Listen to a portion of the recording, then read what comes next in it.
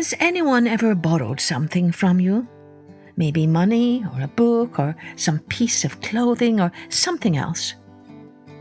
Did they always return what they borrowed? Has anyone ever borrowed from you and then not returned it? What did you do to get it back? Hello everyone, I'm Kathleen Pelly. Welcome to Journey with Story. I wonder how you answer this question and what some of you did to get back what had been borrowed from you. Today's story is a fun story written by a wonderful author and storyteller called Aaron Shephard, and it is all about a clever duck who lends a king some money, but when he goes off to demand the king repay him, he lands in a terrible pickle. But luckily, he has some friends who can help him out. Before we begin, we have some friends of Journey with Story who have been helping us out by giving us some great reviews. Listen to this one from Millie Barkman in New Zealand. Hi, my name is Millie Barkman. I'm 11. I know I'm a bit old. And I'm from Wellington, New Zealand. I absolutely love this podcast. It helps me to get to sleep every night and makes me have amazing dreams. I have also recommended this podcast numerous times and everyone has loved it. Thanks so much for creating this podcast and taking your time to make these episodes.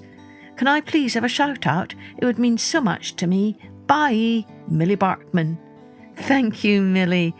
And here's your shout out. We see that you sent this review last year, and so we're sorry it has taken us this long to give you your shout out, but here it is now, today. Thank you, Millie, for this wonderful review. This episode is especially for you.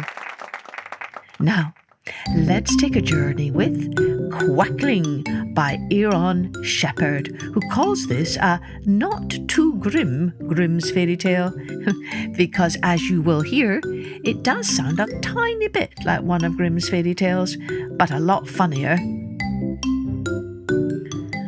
Once there was a very small duck with a very loud quack, so they called him Quackling. Now, Quackling was clever and he worked hard, so he saved up a good deal of money. In fact, he saved up so much that the king himself came to borrow some.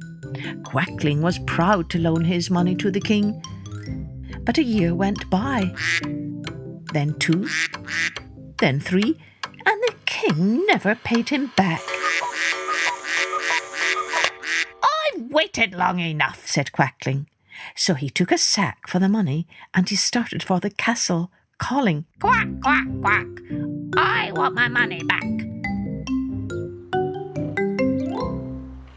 Before long, he came upon a ladder leaning against a wall. "Where are you going, Quackling?" said the ladder. "To the king for my money," said Quackling. "To the king?" said Ladder. "How wonderful! Will you take me with you?" "Why not?" said Quackling. "One can never have too many friends." And he called out, "Quack, quack, quack, Ladder into sack." Quick as you can, blink, Ladder was in the sack. Then Quackling walked on, calling, "Quack, quack, quack, I want my money back." Not much later, he came upon a river flowing through a wood. "Where are you going, Quackling?" said the river. "To the king for my money," said Quackling. "To the king," said River. "How splendid! Will you take me with you?" "Why not?" said Quackling. "One can never have too many friends." And he called out, "Quack, quack, quack, river into sack." Quick as you can wink, a river was in the sack. Then Quackling walked on, calling, "Quack, quack, quack, I want my money back." In a little while, he came upon a beehive hanging from a tree. "Zzz, where are you going, Quackling? Zzz," said Beehive. "To the king for my money, said Quackling. Zzz, to the king, said Beehive. Zzz, how marvellous. Will you take me with you? Now Quackling's sack was getting full, but he thought there might be just enough room. Why not? said Quackling. One can never have too many friends. And he called out, Quack, quack, quack, Beehive into sack. Quick as you can think, Beehive was in the sack. Then Quackling walked on, calling, Quack, quack, quack, I want my money back. Soon after Quackling arrived at the king's castle, he marched right up to the guards and told them, I've come for my money. The guards went inside and told the Prime Minister. The Prime Minister told the king.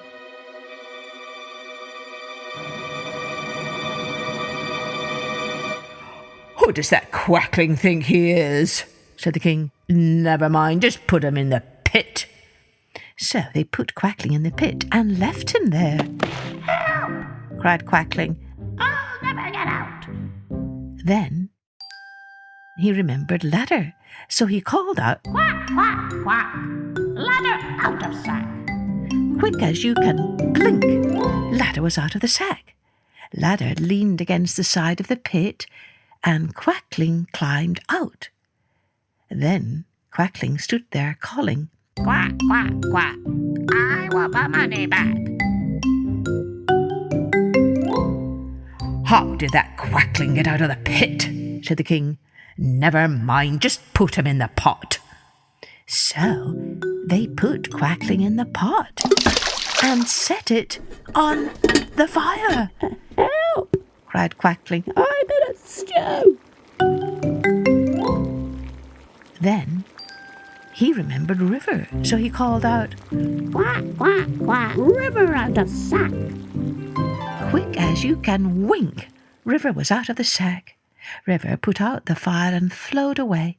Then Quackling got out, calling, Quack, quack, quack, I want my money back. How did that Quackling get out of the pot? said the king. Never mind, just bring him here and I'll put him in his place for good. So they brought Quackling to the king. The king tried to grab him. Help! cried Quackling. This is the end. Then he remembered beehives. So he called out, Quack, quack, quack, Beehive out of sack. Quick as you can think, Beehive was out of the sack. The bees rushed from the hive and started to sting the king. Help! cried the king.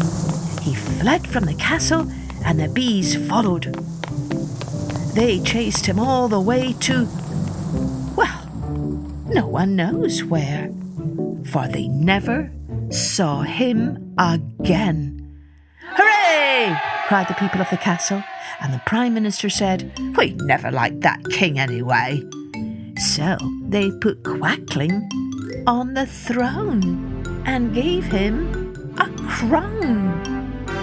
Will you be our king? said the guards. Why not? said Quackling. One can never have too many friends.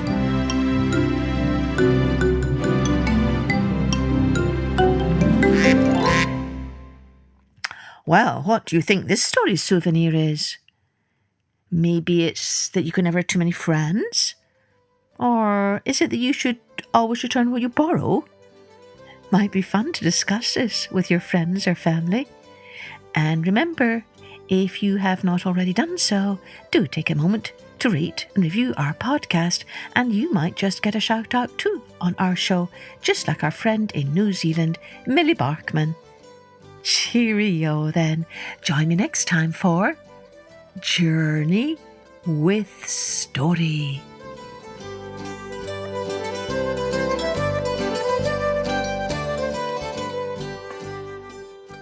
Music and post-production was by Colette Jonas.